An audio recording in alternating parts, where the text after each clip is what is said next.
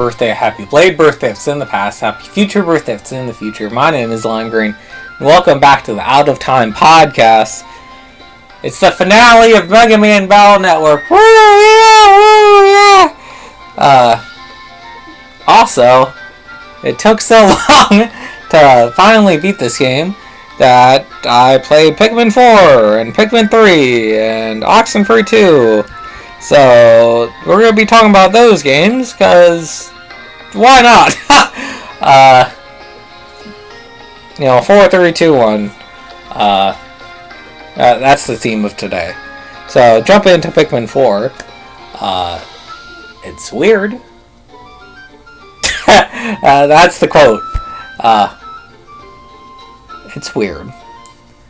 How it's like a different multiverse than Pikmin 1, 2, and 3.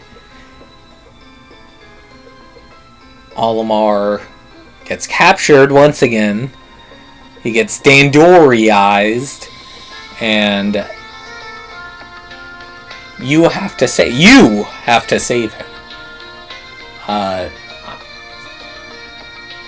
Kind of weird how you're not actually playing as a character. You're playing as a self-insert. I'm not sure how to feel about that. Not sure how to feel about Olimar breaking the dolphin again, discovering Pikmin again. I don't know. It's a weird take for the Pikmin franchise.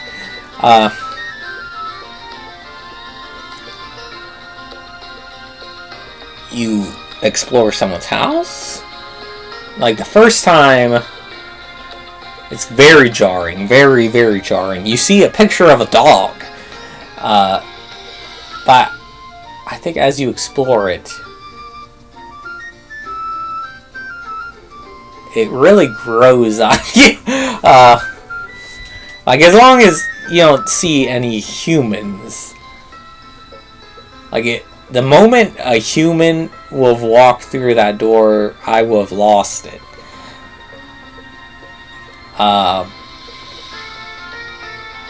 My main thing was I was not expecting a single like crazy Pikmin 1 or 2 enemy to reappear, and then all of a sudden we have Water Wraith coming back. All of a sudden we have Puffstool coming back. All of a sudden we have I don't even know. Bull Bear. we have the Man at Legs coming back, and you know that's a deep pool.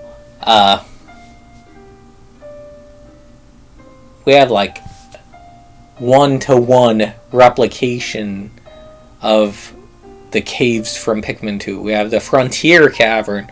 We have Submerged Castle.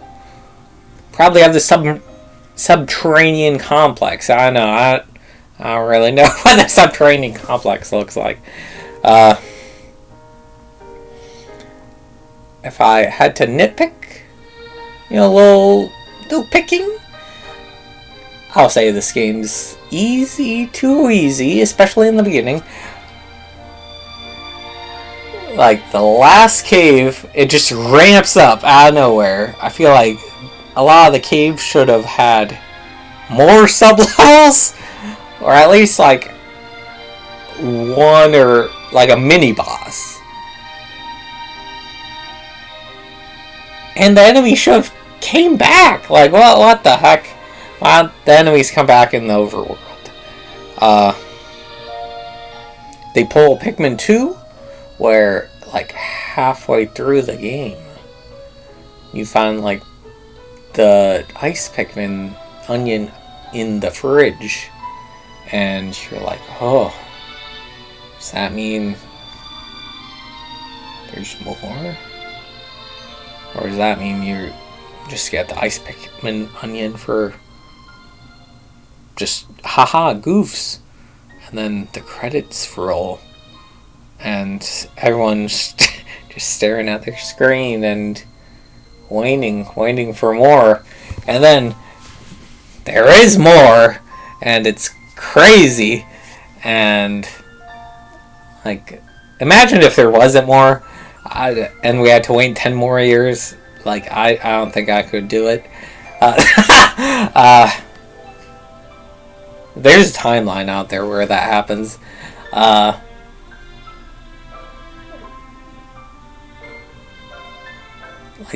the Dandori levels, I would say I don't like those as much. Feels like there's too many of those. I like the bingo levels. Those are fun, but the Dandori, I'll take a Falling Rock over a Dandori level. Pikmin 2 Falling Rock, take that any day. Those are at least easier to dodge.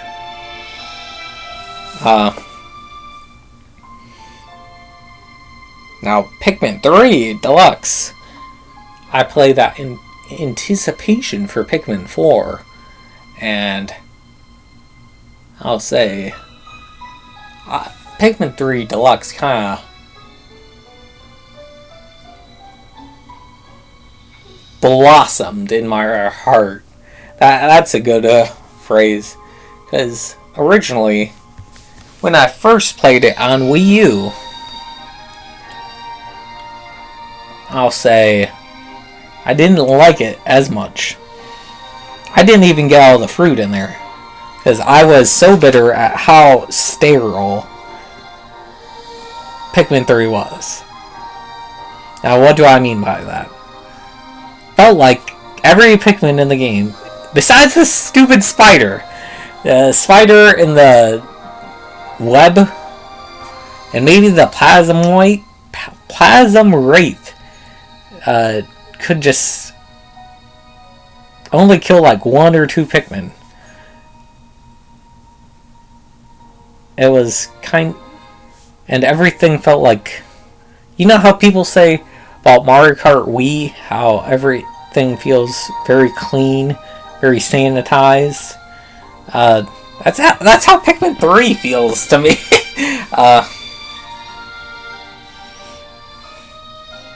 Just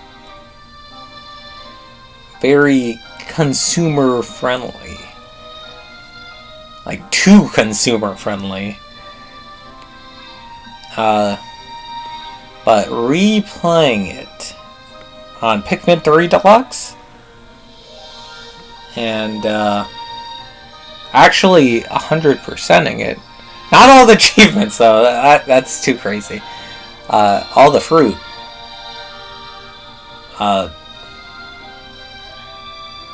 I found a new love for this game that I never thought I'd have. I went off the beaten path, and there's this boss that I fought. You had to go in this cave with blue Pikmin, and then there's this rock candy pop bud, and you threw your blues in there, and then you had to pull them out, and then he's just a crystal guy with spindly legs walking around, and then you gotta throw your rocks at him, and then he kind of like crushes down, and he's what I wanted in Pikmin 3, and to an extent Pikmin 4. You go off the beaten path, and there's just a random strange looking enemy. Like, we need more of that in Pikmin. Like, weird areas and weird enemies. They don't even necessarily need to have items you need.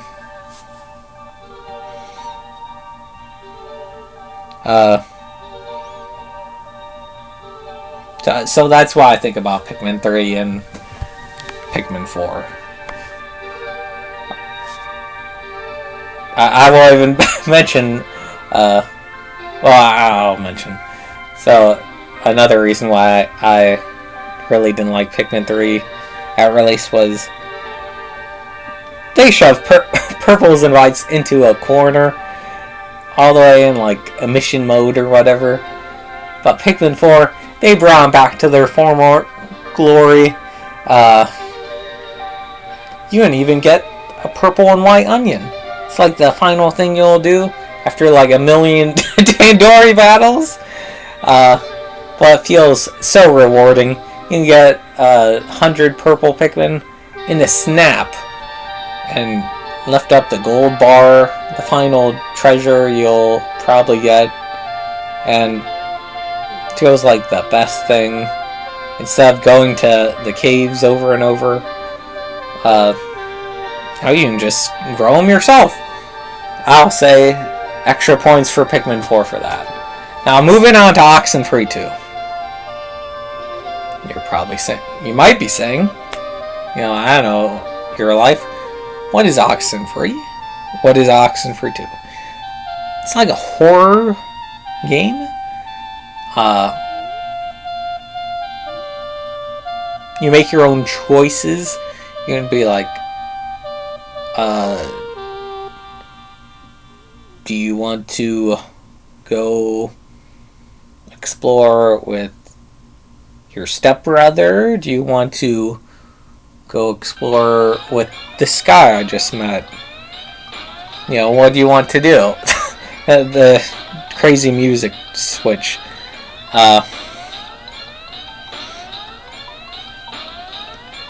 And then it's like, do you want to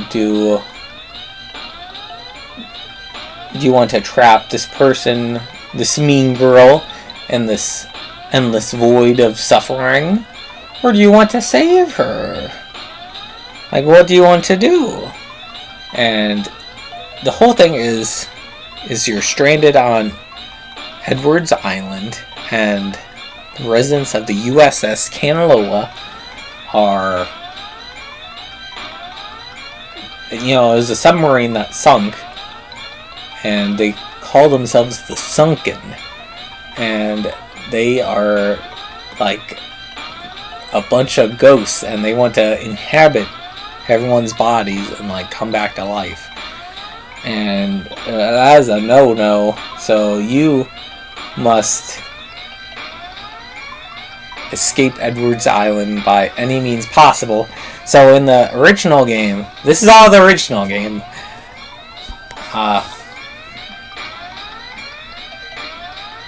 In the original game, you just kind of like run around the island, make decisions, try and escape. And at the end of the game, every time you think you escape, the game ends and you wind up back on the boat. Just how the game started, heading back to the island, and you're like, oh man, another whole game. There's no escape. Is leave possible? And it's a crazy good game. Now, there is a way off Edwards Island, but you need to be like crazy perfect with it. You need to make all the right decisions. You need to be in like all the right places at the right time. And once you do that, you can be off Edwards Island. You send a radio signal to yourself in the past, or radio transmission, and you're like, hey, don't go to Edwards Island, and you in the past is like, alright, and then you never go to Edwards Island, and that's the end, like the best ending of the first game. And that is why I was so hyped for Oxenfree 2. Like, how do you follow that up?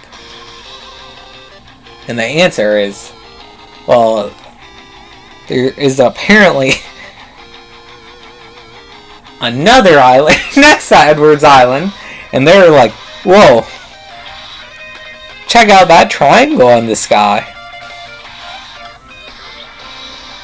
Let's shoot let's shoot lasers at it and make it go away.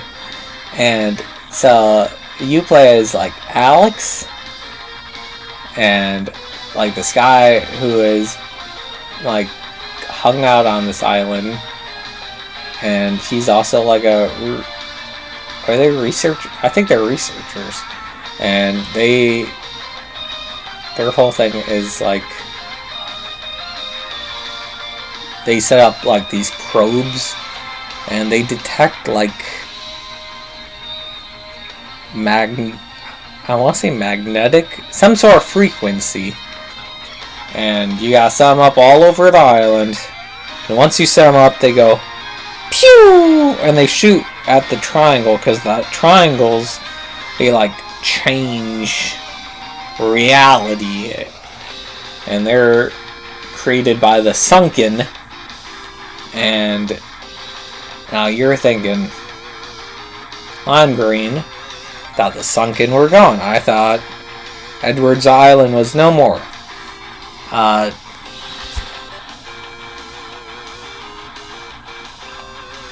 Well, you would be correct, and I'm thinking this might take place during Oxenfree 1. That's the only way I can rationalize it. Because while ghosts are popping up during Oxenfree 2, one of the ghosts, or one of the people that, like,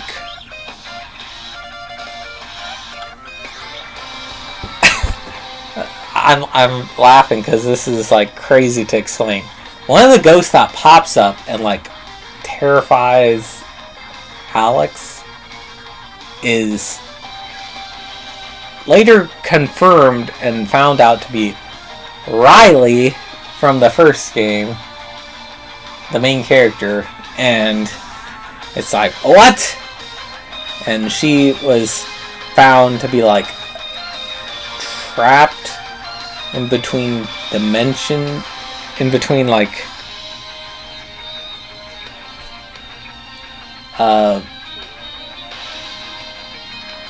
where they she was in between, because the USS, the sunken, are in between like a space and then like reality. That's why they need a body. But Riley is also, she was also in that space. That's why she has like those power. And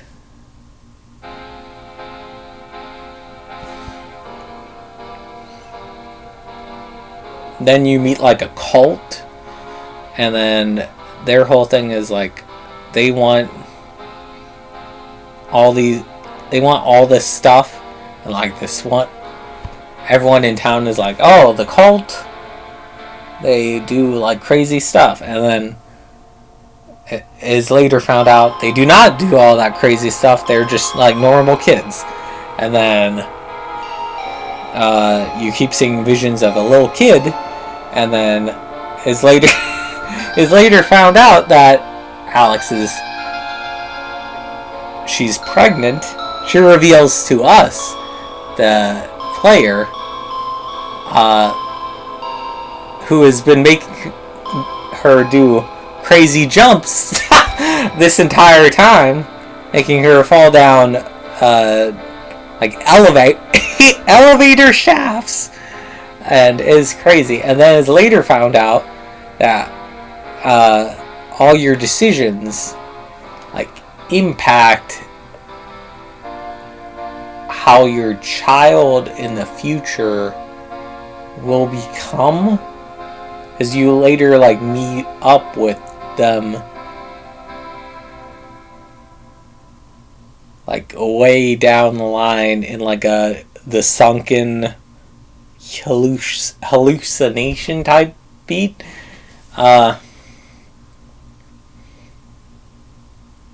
Is very strange.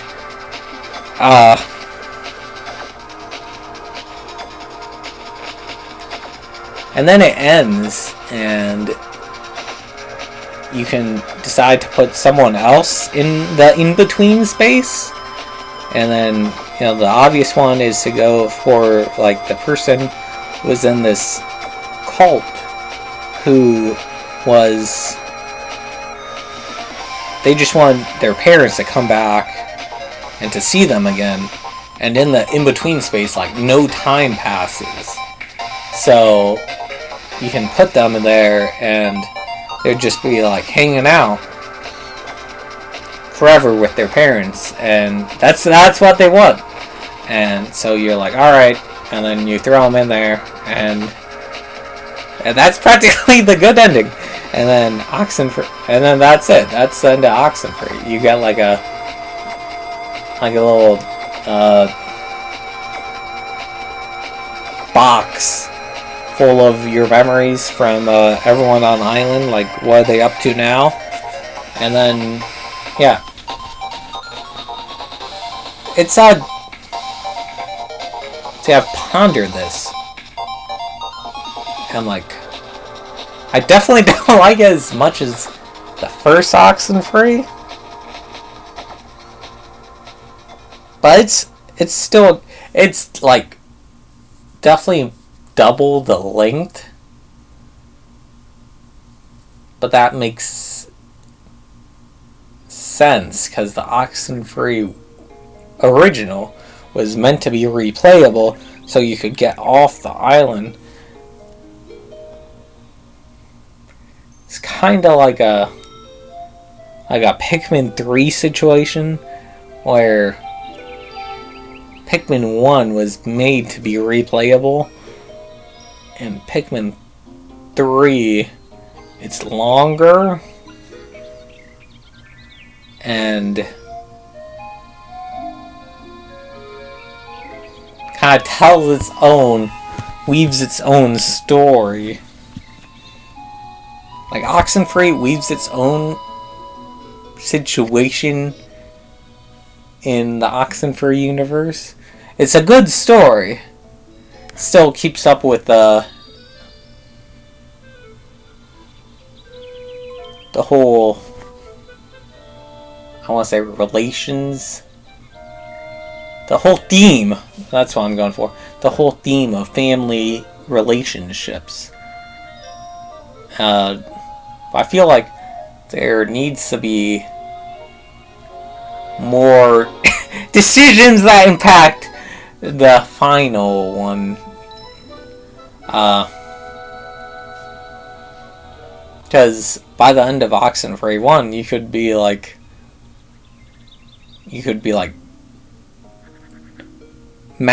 being matchmaker with your friends. You could be having several people in your group still on the island. You could be leaving. And some people could be gone, some people could be back to life. But this game, there's only really one major decision and three options. I don't know. It's a good game. Needed more decisions. That's my final census. So now we're finally into what you're here for. MegaMan. Maybe you're here for Oxenfree, I don't know.